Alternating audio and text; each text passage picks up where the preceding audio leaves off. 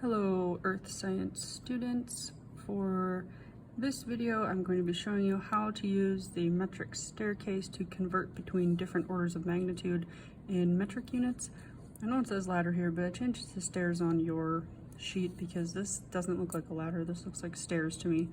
Okay, so anyway, this is the metric staircase. You can see in the middle of our staircase here we have our base units, the meter, liter, and the gram. Those are the three base units of metric measurement. Remember, meter for length, liter for volume, and gram for mass.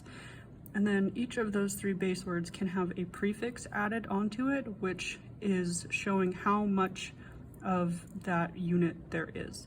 So you might have heard of a centimeter, or a milliliter, or a kilogram. So you can just put these prefixes on to show how much of something there is. So as you go up the stairs from the base unit, the prefix is showing larger amounts of something. As you go down the stairs from the base unit, the prefix is showing smaller amounts of something. So this step in the middle, this is representing one of something, so 1 meter, 1 liter, or 1 gram. As you go up the stairs, deca would be 10, hecto would be 100, and kilo would be 1,000. So for example, a decameter is referring to something that is 10 meters long. So then as you go down the staircase, deca is 0.1 or 1/10, centa is 0.01 or 1/100th, and milli is 0.001 or 1/1000th of a meter, a liter, or a gram.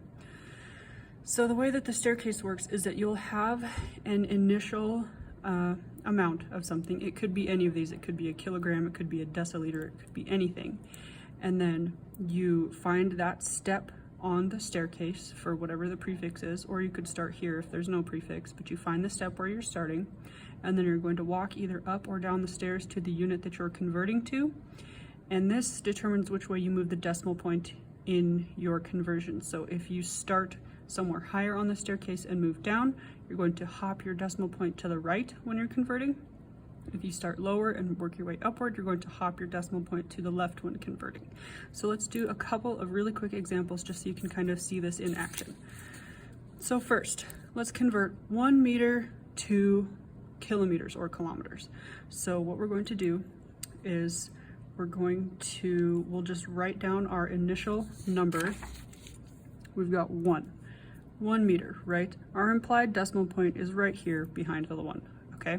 So now let's go to the staircase and find how many hops we have to do and in which direction to convert from meters to kilometers. So we're here on the meter step, this is where we're starting. We need to get to hop to kilometers, so we'll start here and we'll hop 1, 2, 3. We walked up 3 stairs to get from meter to kilometer. We went up the stairs, so we're going to be moving our decimal point to the left. So here is our initial decimal point. Since there were 3 hops on the staircase, we've got to do 3 hops on our number. So to the left, 1, 2, 3. Here's our new decimal point, and then you fill in the imaginary zeros that you hopped in front of. And so essentially, this means that 1 meter is equal to 0.001 kilometers. Let's do a couple more examples. Let's go 5 kilograms to DAG. Now that's a weird one. You're like, what the heck is a DAG?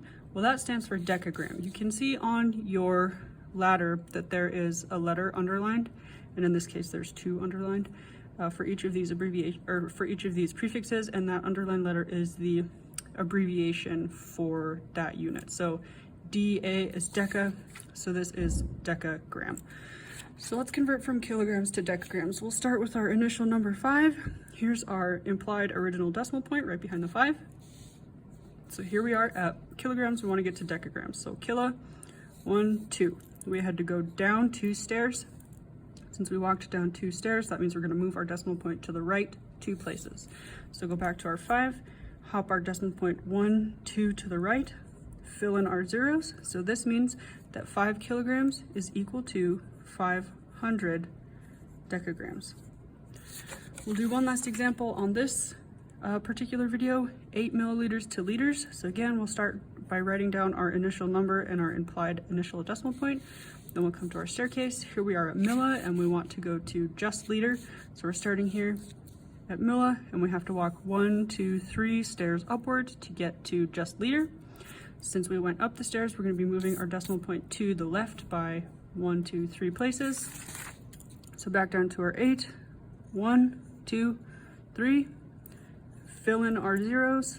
So this means, oops, that 8 milliliters is equal to 0.008 liters. Okay, so that's basic overview of how to use the metric stairs to do conversions between different metric units.